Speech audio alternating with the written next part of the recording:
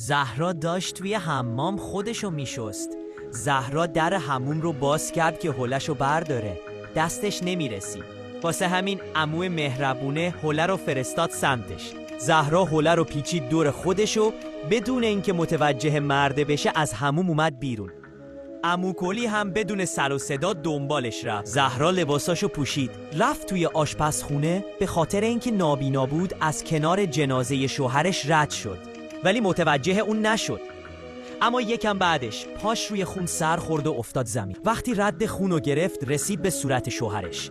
زنه وقتی متوجه شد بلند شد و گازشو گرفت و فرار کرد، اما مستقیم رفت توی بغل عمو کلی. مرده زهرا رو فرستاد توی پذیرایی. بعدش شروع کرد به پرت کردن وسایل خونه، چون کرم کونش فعال شده بود. زهرا هم فرار کرد به سمت اتاق خواب و در رو قفل کرد. لپتاپشو باز کرد تا یه پیام صوتی بفرسته، اما قبل از اینکه بتونه انجام بده مرده از طریق پنجره اتاق بدون حتی یه لکه وارد شد و بعدش زنه رو بست به تخت و خودش هم نشست کنارش و کارهای بعدشو خدا میدونه.